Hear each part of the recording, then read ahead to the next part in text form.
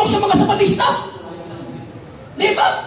So, buti pasabot niya na, makita na ito nga, tawag ining, wag kabarog sa topic eh. Hindi pinagkasunod. So, tungutan na. Kanang word nga gigamit bisan kinsa. Naay nalahi wala, naay kulang wala. Kanang word nga bisan kinsa. Kanang kingon nga word nga bisan kinsa ang subject anak kadtong gitagaan og sulat sa ilang gitawag og panahon.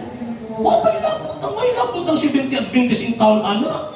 Kaya kanang bisan kinsa gisputan kung basahon niyo ang Exodus chapter 20 verse 10, makita nga refer sa mga Hudyo o kadtong mga dili Hudyo nga naa silang lungsod.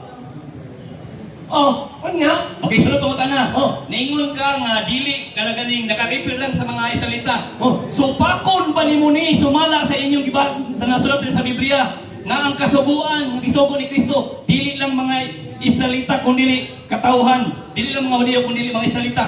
Broad man ang kasubuan gisgutan diha. Ang ato ang gisgutan kam So pakon lang mo ni Mr. Moderator. Excuse me. Objection, Mr. Moderator. Okay, objection. Ano na po ba? Naghimo siya og leading question, gigamit niya ang general term para isunod niya ang iyang pangunahon sa word na kasubuan at nitong adlaw ipapabulay. Manang gusto na ko iklaro din na kanang gingo sa footnote kung apil ba din na ang adlaw ipapahuway. Okay, there is a clarificatory question sa imong gilabay nga question. So, you need to clarify the terms that you are using sa imong question para masakto o labay pod ang iyang tubag sa imong question. So, na-clarificatory. Nadumog di mo? O giklaro man ako to moderator. Okay. O kanang word nga bisan kinsa. O mo man na siya. Naababay lain anak nga sa mga Dili man na maong iyang ipamutan na ganina.